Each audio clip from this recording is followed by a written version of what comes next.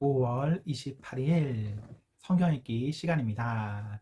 우리 오늘은 에스더 1장에서 3장에 있는 말씀을 읽겠습니다. 1장. 이것은 아하수에로 왕 때에 있었던 일이다. 아하수에로는 인도에서 에티오피아에 이르기까지 모두 127개 지방을 다스린 왕이다. 아하수에로 왕은 수사 궁전 왕좌에서 다스렸다. 다스린 지 3년째 되던 해에 그는 모든 관리와 대신들을 위해 연회를 베풀었다. 페르시아와 메르의 군 고위 지휘관, 각 지방의 관원과 총독들이 그 자리에 참석했다. 6달 동안은 제국의 어마어마한 부와 눈부시게 찬란한 왕의 위엄을 과시했다. 그 행사를 마치면서 왕은 지위의 높고 낮음을 따지지 않고 수도 수사에 살고 있는 모든 사람을 위해 일주일 동안 잔치를 베풀었다. 잔치는 왕의 여름 별궁 정원 뜰에서 열렸다. 뜰에는 흰색과 파란색의 무명 커튼을 드리웠는데 자주색 세마포 줄로 대리석 기둥의 은고리에 매달아 정성 들여 장식했다. 화관석, 백석, 운모석, 색색의 돌을 깐 모자이크 바닥 위에는 은과 금 의자들이 놓였다. 술은 금잔에 대접했는데 잔마다 모양이 모두 달랐다. 왕의 인심이 후한지라 왕이 내리는 술은 흘러 넘쳤다. 왕의 지시가 따로 있었으므로 손님들을 마시고 싶은 만큼 마셨고 술 심부름꾼들이 옆에서 계속 잔을 채워주었다. 한편 왕비 와스디는 아하수에로 왕의 왕궁에서 여자들을 위해 따로 잔치를 베풀었다. 잔치 7일째 되던 날 술에 한껏 취한 왕은 자기 종인 7넷이 무흐마, 비스다, 하르보나, 빅다, 아박다, 세달, 가르가스에게 명령하여 화려한 관을 쓴 왕비 와스디를 데려오게 했다. 왕비의 미모가 뛰어났으므로 왕은 손님과 관리들에게 왕비의 아름다움을 과시하고자 했다. 그러나 왕비 와스디는 내시들이 전한 명령을 거절하고 오지 않았다. 왕은 몹시 화가 났다. 그는 와스디의 오만함에 분노하여 법적인 문제에 밝은 측근들을 불러들였다.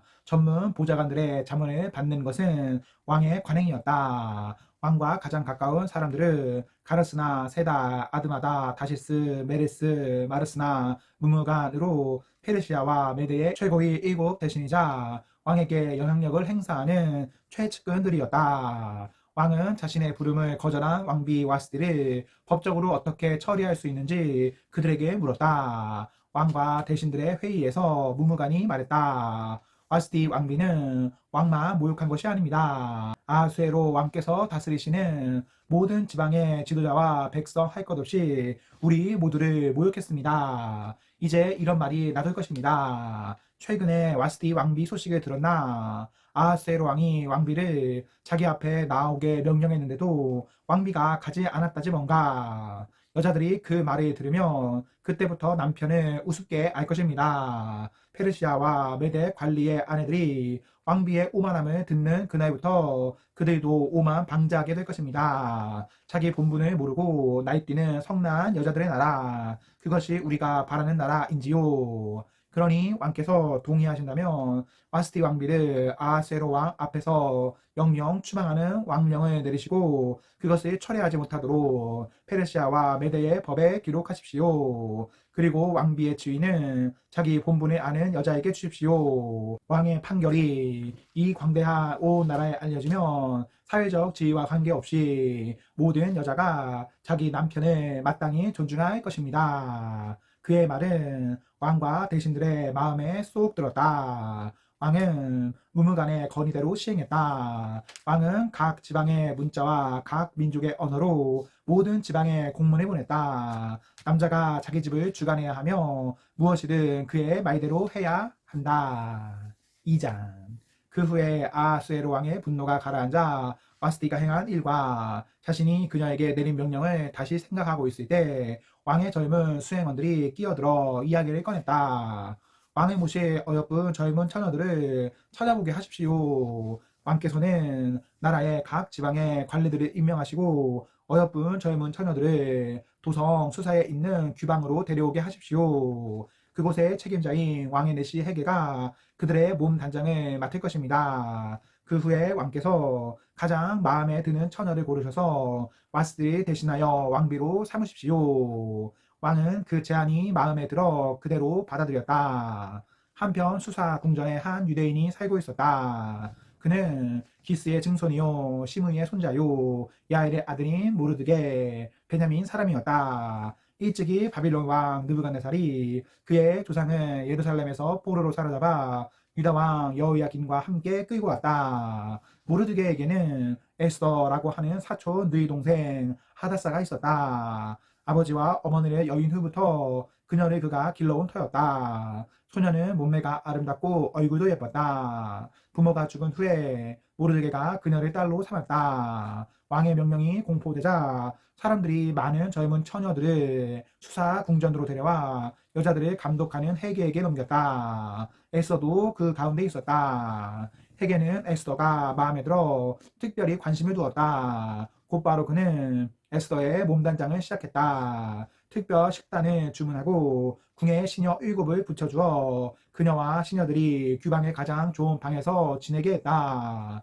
에스더는 자신과 가문의 민족 배경에 대해 아무 말도 하지 않았다. 모르드게가 말하지 말라고 일러두었기 때문이다. 모르드게는 에스더가 어떻게 지내는지 무엇을 하고 있는지 소식을 듣고자 날마다 규방 뜰 옆을 거닐었다. 처녀들은 아하수에로 왕 앞에 차례대로 나아갈 때까지 정해진 대로 12달, 모략 기름으로 6달, 향수와 각종 화장품으로 6달의 몸단장 과정을 거쳤다. 왕 앞에 나아갈 때가 된 처녀에게는 무엇이든 본인이 원하는 것을 주어 왕의 방으로 갈 때 가지고 가게 했다. 그들은 저녁 때 왕의 방에 갔다가 아침에 사하스가스가 감독하는 별궁으로 돌아왔는데 그는 후궁들을 관리하는 왕의 넷이었다. 왕이 특별히 마음에 들어하여 이름을 불러 찾지 않는 한 그들은 다시 왕 앞에 나아가지 못했다. 에스더는 왕 앞에 나아갈 차례가 되자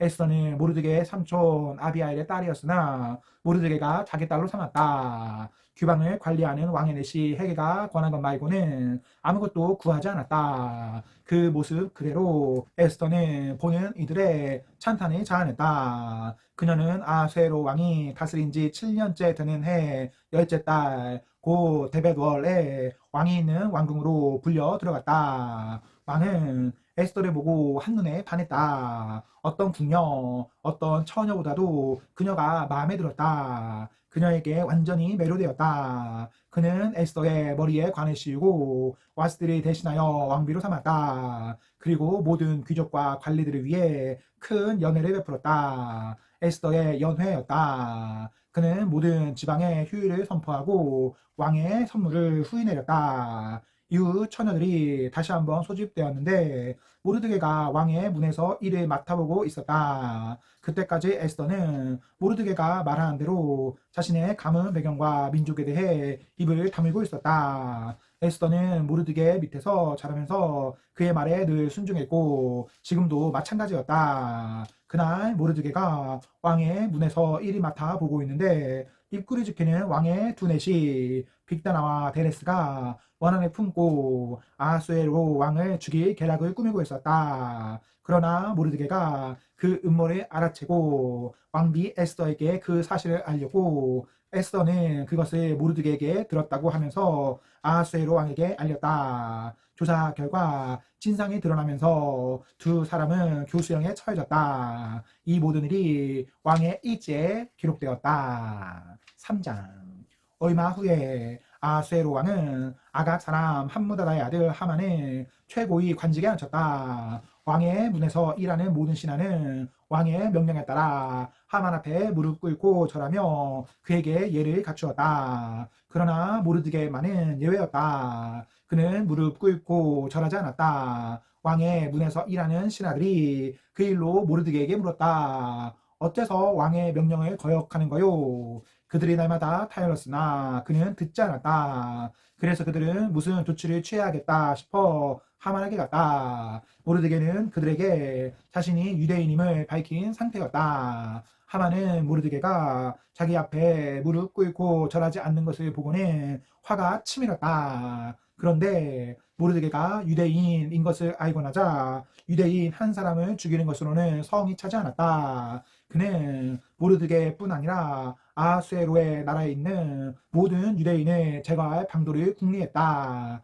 아하수에로 왕 12년 첫째 달 곧 니산월에 하만의 주도로 유대인들을 제거할 적당한 시기를 정하기 위해 부르 곧 제비를 뽑았다. 제비는 12째 달 곧 아달월 13일로 정했다. 그러자 하만은 아수에로 왕에게 말했다. 백성 가운데 잘 어울리지 않는 이상한 민족 하나가 왕의 나라 각 지방에 흩어져 있습니다. 그들의 관습과 풍속은 다른 민족들과 다릅니다. 뿐만 아니라 그들은 왕의 법을 무시하기까지 합니다. 왕께서는 그들의 무례한 행동을 참으시면 안 됩니다. 왕께서 괜찮으시다면 그들을 모두 없애라는 명령을 내려주시기 바랍니다. 비용은 제가 직접 대겠습니다. 이번 일의 자금으로 은 375톤을 왕실 금고에 예치하겠습니다. 왕은 손에 끼고 있던 인장 반지를 빼서 아각 사람 함무다다의 아들이자 유대인의 큰 원수인 하만에게 주었다. 왕이 말했다. 그대의 돈이니 그 민족에게 그대가 원하는 대로 하시오. 첫째 달 13일에 왕의 서기관들이 소집되었다. 그들은 하만이 불러주는 대로 왕의 대신과 각 지방 총독과 모든 민족의 관리들 앞으로 보내는 명령을 토시 하나까지 모두 기록했다. 명령은 아수에로 왕의 이름으로 각 지방의 문자와 각 민족의 언어로 기록한 후에 왕의 인장 반지로 날인했다. 전령들 편으로 왕의 모든 지방에 공문이 발송되었다. 12째 달 곧 아달월 13일 하루 동안 모든 유대인 어린이와 노인, 여자와 아기들까지를 학살하고 그들의 재산에 약탈하라는 명령이 담긴 공문이었다. 공문 사본을 각 지방에 게시하여 모든 민족이 공개적으로 알고 그날을 준비하게 했다. 왕의 명령대로 전령들이 떠났다. 공문은 수사 궁전에도 게시되었다. 왕과 하만은 마음 편히 앉아 수의전을 기울였으나 수사성은 그 소식으로 인해 술렁거렸다. 아멘. 네, 오늘 말씀을 모두 읽었습니다. 우리 오늘 하루도 하나님과 사람 앞에서 행복하십시오. 성령 충만하십시오. 안녕.